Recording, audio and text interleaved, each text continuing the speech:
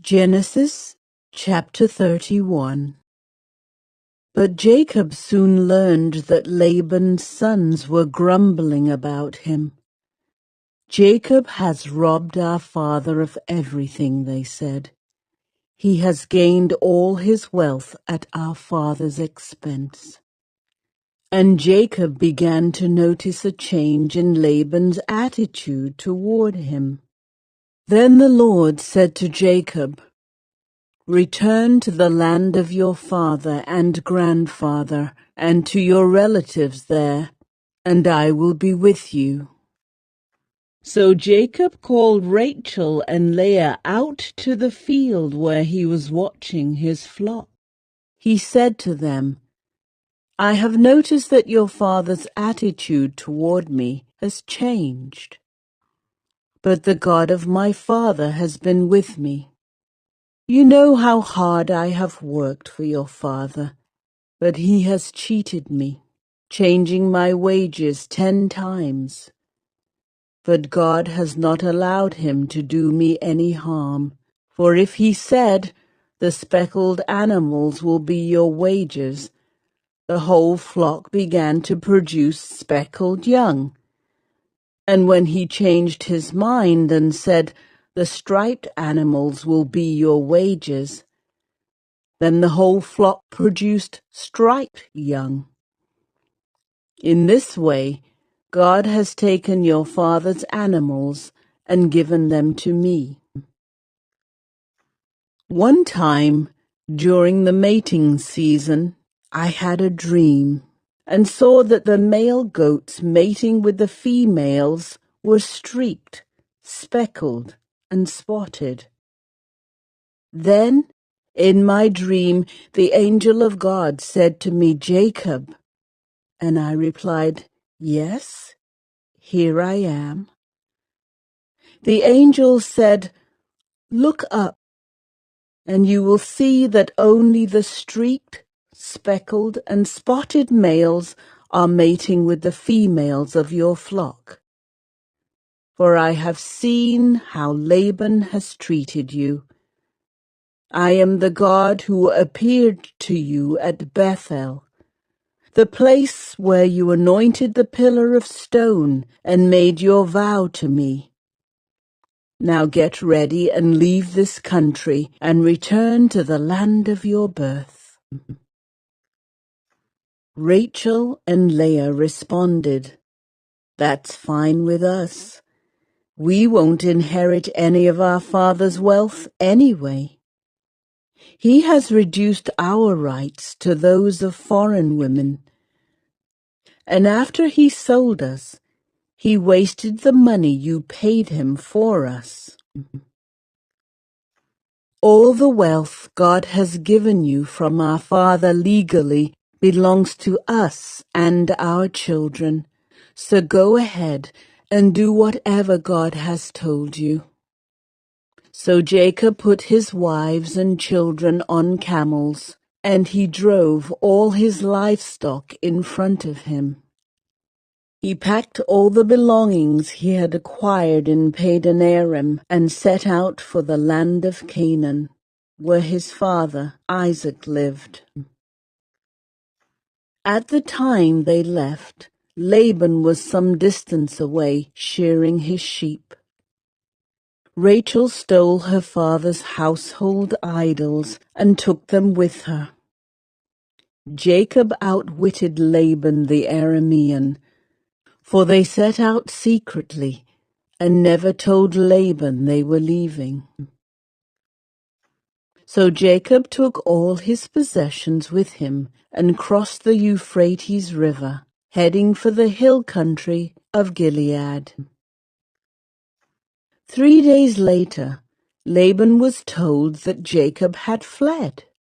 So he gathered a group of his relatives and set out in hot pursuit. He caught up with Jacob 7 days later in the hill country of Gilead. But the previous night, God had appeared to Laban the Aramean in a dream and told him, "I'm warning you, leave Jacob alone." Laban caught up with Jacob as he was camped in the hill country of Gilead, and he set up his camp not far from Jacob's. "What do you mean by deceiving me like this?" Laban demanded. "How dare you drag my daughters away like prisoners of war? Why did you slip away secretly? Why did you deceive me, and why didn't you say you wanted to leave? I would have given you a farewell feast with singing and music, accompanied by tambourines and harps. Why didn't you let me kiss my daughters and grandchildren and tell them goodbye? You have acted very foolishly. I could destroy you, but the God of your father appeared to me last night and warned me. Leave Jacob alone. I can understand your feeling that you must go and your intense longing for your father's home, but why have you stolen my gods?" "I rushed away because I was afraid," Jacob answered. "I thought you would take your daughters from me by force. But as for your gods, see if you can find them and let the person who has taken them die. And if you find anything else that belongs to you, identify it before all these relatives of ours, and I will give it back." But Jacob did not know that Rachel had stolen the household idols. Laban went first into Jacob's tent to search there, then into Leah's, and then the tents of the 2 servant wives, but he found nothing. Finally, he went into Rachel's tent, but Rachel had taken the household idols and hidden them in her camel saddle, and now she was sitting on them. When Laban had thoroughly searched her tent without finding them, she said to her father, "Please, sir, forgive me if I don't get up for you. I'm having my monthly period." So Laban continued his search, but he could not find the household idols. Then Jacob became very angry, and he challenged Laban. "What's my crime?" he demanded. "What have I done wrong to make you chase after me as though I were a criminal? You have rummaged through everything I own. Now show me what you found that belongs to you. Set it out here in front of us, before our relatives, for all to see. Let them judge between us. For 20 years I have been with you, caring for your flocks. In all that time your sheep and goats never miscarried. In all those years I never used a single ram of yours for food.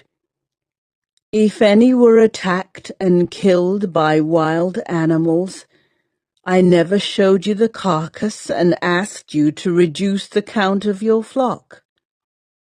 No, I took the loss myself.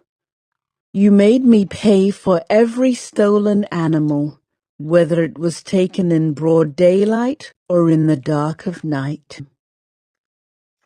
I worked for you through the scorching heat of the day and through cold and sleepless nights. Yes, for 20 years I slaved in your house. I worked for 14 years, earning your 2 daughters, and then 6 more years for your flock. And you changed my wages 10 times. In fact, if the God of my father had not been on my side, the God of Abraham and the fearsome God of Isaac, you would have sent me away empty-handed. But God has seen your abuse and my hard work. That is why he appeared to you last night and rebuked you. Then Laban replied to Jacob, "These women are my daughters. These children are my grandchildren, and these flocks are my flocks. In fact, everything you see is mine. But what can I do now about my daughters and their children? So come, let's make a covenant, you and I, and it will be a witness to our commitment." So Jacob took a stone and set it up as a monument. Then he told his family members, "Gather some stones." So they gathered stones and piled them in a heap. Then Jacob and Laban sat down beside the pile of stones to eat a covenant meal. To commemorate the event, Laban called the place Jagar Sayadutha, which means witness pile in Aramaic. And Jacob called it Galid, which means witness pile in Hebrew. Then Laban declared, "This pile of stones will stand as a witness to remind us of the covenant we have made today." This explains why it was called Galid, witness pile. But it was also called Mizpah, which means watchtower. For Laban said, "May the Lord keep watch between us to make sure that we keep this covenant when we are out of each other's sight. If you mistreat my daughters, or if you marry other wives, God will see it, even if no one else does. He is a witness to this covenant between us." "See this pile of stones," Laban continued, "and see this monument I have set between us? They stand between us as witnesses of our vows. I will never pass this pile of stones to harm you, and you must never pass these stones or this monument to harm me. I call on the God of our ancestors, the God of your grandfather Abraham, and the God of my grandfather Nahor, to serve as a judge between us." So Jacob took an oath before the fearsome God of his father Isaac to respect the boundary line. Then Jacob offered a sacrifice to God there on the mountain and invited everyone to a covenant feast. After they had eaten, they spent the night on the mountain. Laban got up early the next morning, and he kissed his grandchildren and his daughters and blessed them. Then he left and returned home. Genesis chapter 32. As Jacob started on his way again, angels of God came to meet him. When Jacob saw them, he exclaimed, "This is God's camp." So he named the place Mahanaim. Then Jacob sent messengers ahead to his brother Esau, who was living in the region of Seir in the land of Edom. He told them, "Give this message to my master Esau. Humble greetings from your servant Jacob. Until now I have been living with Uncle Laban, and now I own cattle, donkeys, flocks of sheep and goats, and many servants, both men and women. I have sent these messengers to inform my lord of my coming, hoping that you will be friendly to me." After delivering the message, the messengers returned to Jacob and reported, "We met your brother Esau, and he is already on his way to meet you." with an army of 400 men. Jacob was terrified at the news. He divided his household along with the flocks and herds and camels into 2 groups. He thought, if Esau meets one group and attacks it, perhaps the other group can escape.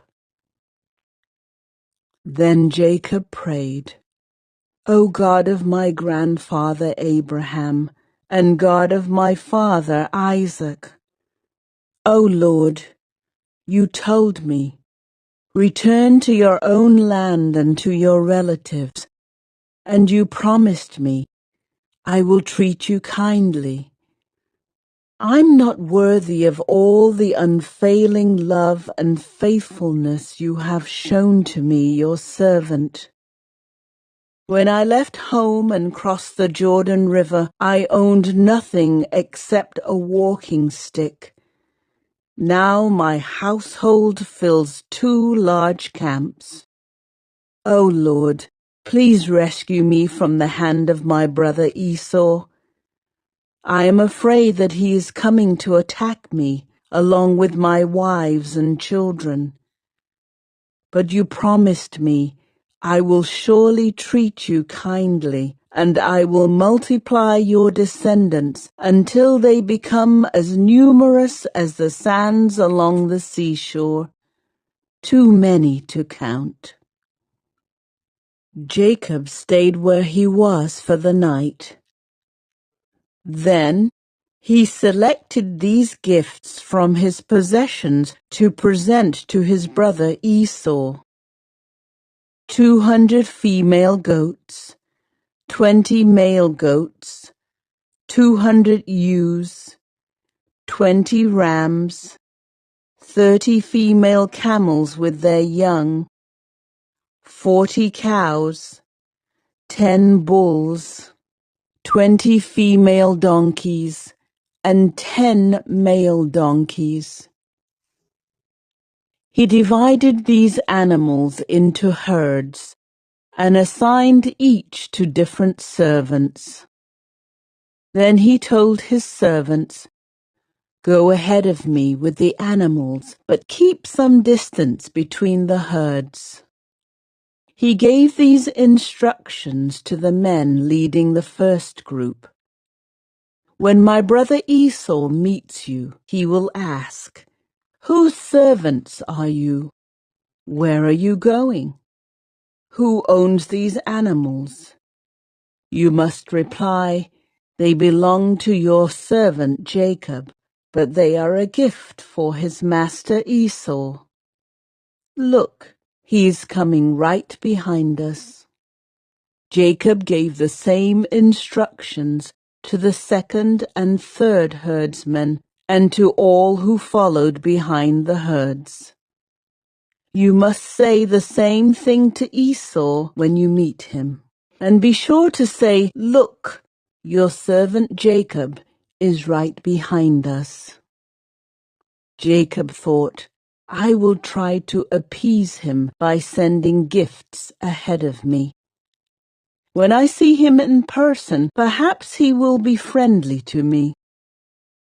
So the gifts were sent on ahead, while Jacob himself spent that night in the camp. During the night, Jacob got up and took his 2 wives, his 2 servant wives, and his 11 sons, and crossed the Jabbok River with them. After taking them to the other side, he sent over all his possessions. This left Jacob all alone in the camp, and a man came and wrestled with him until the dawn began to break. When the man saw that he would not win the match, he touched Jacob's hip and wrenched it out of its socket. Then the man said, Let me go, for the dawn is breaking. But Jacob said, I will not let you go unless you bless me. What is your name? The man asked. He replied, Jacob. "Your name will no longer be Jacob," the man told him. "From now on, you will be called Israel, because you have fought with God and with men and have won." "Please, tell me your name," Jacob said. "Why do you want to know my name?" the man replied. Then he blessed Jacob there. Jacob named the place Peniel, which means face of God, for he said, "I have seen God face to face, yet my life has been spared." The sun was rising as Jacob left Peniel, and he was limping because of the injury to his hip. Even today, the people of Israel don't eat the tendon near the hip socket because of what happened that night when the man strained the tendon of Jacob's hip. Genesis chapter 33. Then Jacob looked up and saw Esau coming with his 400 men. So he divided the children among Leah, Rachel, and his 2 servant wives. He put the servant wives and their children at the front, Leah and her children next, and Rachel and Joseph last. Then Jacob went on ahead. As he approached his brother, he bowed to the ground 7 times before him. Then Esau ran to meet him and embraced him, threw his arms around his neck and kissed him, and they both wept. Then Esau looked at the women and children and asked, "Who are these people with you?" "These are the children God has graciously given to me, your servant," Jacob replied. Then the servant wives came forward with their children and bowed before him. Next came Leah with her children, and they bowed before him. Finally Joseph and Rachel came forward and bowed before him. "And what were all the flocks and herds I met as I came?" Esau asked. Jacob replied, "They are a gift, my lord, to ensure your friendship." "My brother, I have plenty," Esau answered. "Keep what you have for yourself." But Jacob insisted, "No, if I have found favor with you, please accept this gift from me. And what a relief to see your friendly smile. It is like seeing the face of God. Please take this gift I have brought you, for God has been very gracious to me. I have more than enough." And because Jacob insisted, Esau finally accepted the gift. "Well," Esau said, "let's be going. I will lead the way." But Jacob replied, "You can see, my lord, that some of the children are very young, and the flocks and herds have their young too. If they are driven too hard, even for one day, all the animals could die. Please, my lord, go ahead of your servant. We will follow slowly, at a pace that is comfortable for the livestock and the children. I will meet you at Seir." "All right," Esau said, "but at least let me assign some of my men to guide and protect you."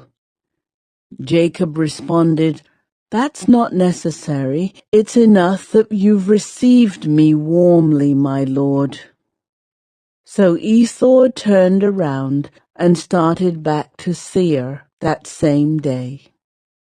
Jacob, on the other hand, traveled on to Succoth. There he built himself a house and made shelters for his livestock. That is why the place was named Succoth, which means shelters. Later, having traveled all the way from Padan Aram, Jacob arrived safely at the town of Shechem in the land of Canaan. There he set up camp outside the town. Jacob bought the plot of land where he camped from the family of Hamor, the father of Shechem, for 100 pieces of silver. And there he built an altar and named it El Elohi Israel. Genesis chapter 34. One day, Dinah, the daughter of Jacob and Leah, went to visit some of the young women who lived in the area. But when the local prince, Shechem, son of Hamor the Hivite, saw Dinah, he seized her and raped her. But then he fell in love with her, and he tried to win her affection with tender words. He said to his father, Hamor, "Get me this young girl. I want to marry her." Soon Jacob heard that Shechem had defiled his daughter Dinah, but since his sons were out in the fields herding his livestock, he said nothing until they returned. Hamor, Shechem's father, came to discuss the matter with Jacob. Meanwhile, Jacob's sons had come in from the field as soon as they heard what had happened. They were shocked and furious that their sister had been raped. Shechem had done a disgraceful thing against Jacob's family, something that should never be done. Hamor tried to speak with Jacob and his sons. "My son Shechem is truly in love with your daughter," he said. "Please let him marry her. In fact, let's arrange other marriages too. You give us your daughters for our sons, and we will give you our daughters for your sons, and you may live among us. The land is open to you. Settle here and trade with us, and feel free to buy property in the area."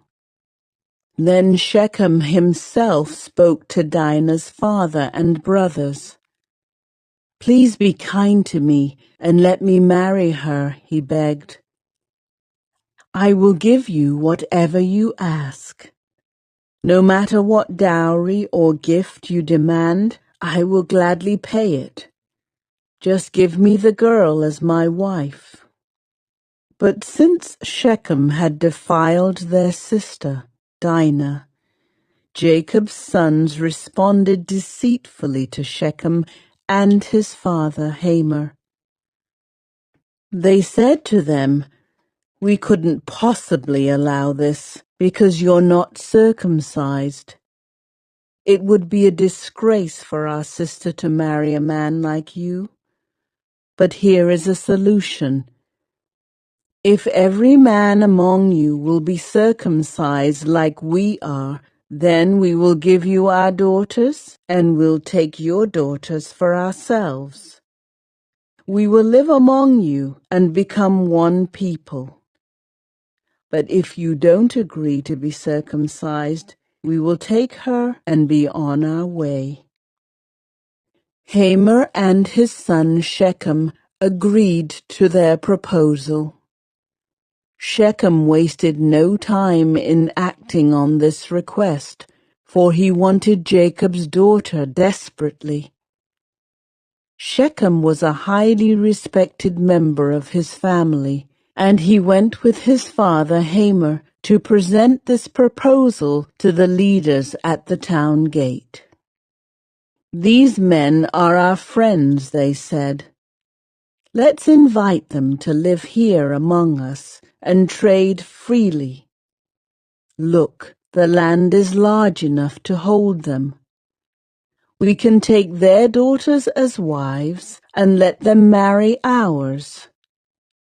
But they will consider staying here and becoming one people with us only if all of our men are circumcised, just as they are. But if we do this, all their livestock and possessions will eventually be ours. Come, let's agree to their terms and let them settle here among us. So all the men in the town council agreed with Hamor and Shechem, and every male in the town was circumcised. But 3 days later, when their wounds were still sore, 2 of Jacob's sons, Simeon and Levi, who were Dinah's full brothers, took their swords and entered the town without opposition. Then they slaughtered every male there, including Hamor and his son Shechem. They killed them with their swords, then took Dinah from Shechem's house and returned to their camp. Meanwhile, the rest of Jacob's sons arrived. Finding the men slaughtered, they plundered the town because their sister had been defiled there. They seized all the flocks and herds and donkeys, everything they could lay their hands on, both inside the town and outside in the fields. They looted all their wealth and plundered their houses. They also took all their little children and wives and led them away as captives. Afterward, Jacob said to Simeon and Levi, "You've ruined me. You have made me stink among all the people of this land, among all the Canaanites and Perizzites. We are so few that they will join forces and crush us. I will be ruined, and my entire household will be wiped out." "But why should we let him treat our sister like a prostitute?" they retorted angrily. Genesis chapter 35. Then God said to Jacob, "Get ready and move to Bethel and settle there.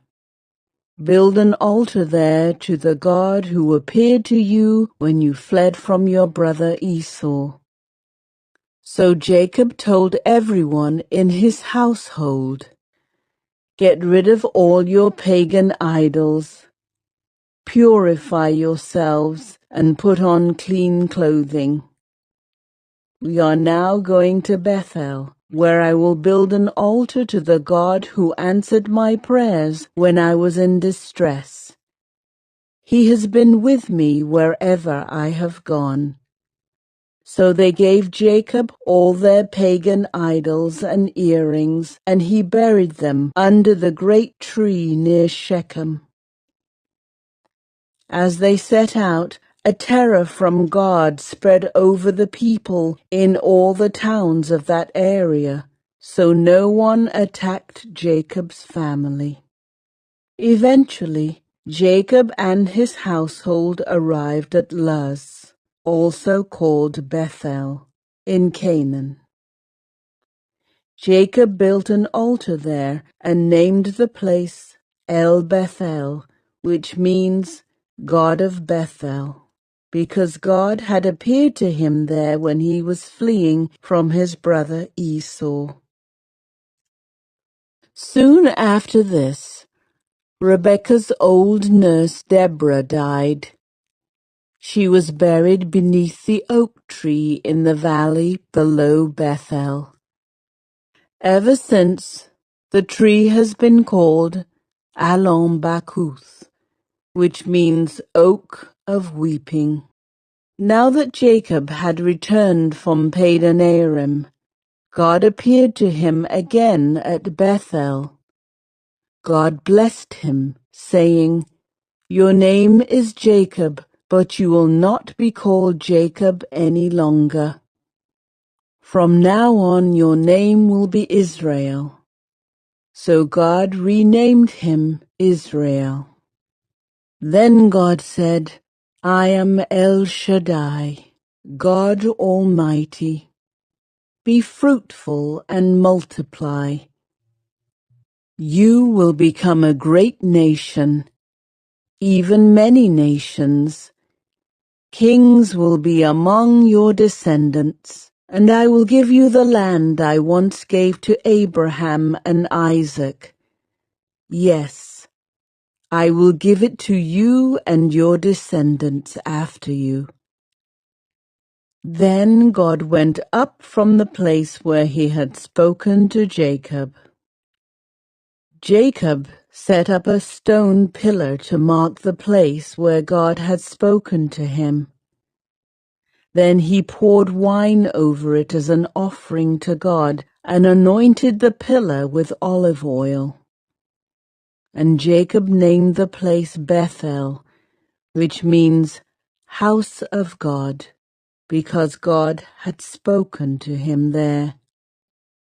Leaving Bethel, Jacob and his clan moved on toward Ephrath.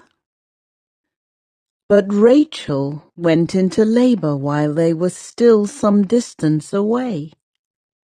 Her labor pains were intense. After a very hard delivery, the midwife finally exclaimed, "Don't be afraid, you have another son." Rachel was about to die, but with her last breath, she named the baby Benoni, which means son of my sorrow. The baby's father, however, called him Benjamin, which means son of my right hand. So Rachel died and was buried on the way to Ephrath, that is, Bethlehem. Jacob set up a stone monument over Rachel's grave, and it can be seen there to this day. Then Jacob traveled on and camped beyond Migdal Eder. While he was living there, Reuben had intercourse with Bilhah, his father's concubine, and Jacob soon heard about it. These are the names of the 12 sons of Jacob. The sons of Leah were Reuben, Jacob's oldest son, Simeon, Levi, Judah, Issachar, and Zebulun. The sons of Rachel were Joseph and Benjamin. The sons of Bilhah, Rachel's servant, were Dan and Naphtali. The sons of Zilpah, Leah's servant, were Gad and Asher. These are the names of the sons who were born to Jacob at Padan-aram. So Jacob returned to his father Isaac in Mamre, which is near Kiriath Arba, now called Hebron, where Abraham and Isaac had both lived as foreigners. Isaac lived for 180 years. Then he breathed his last and died at a ripe old age, joining his ancestors in death. And his sons Esau and Jacob buried him.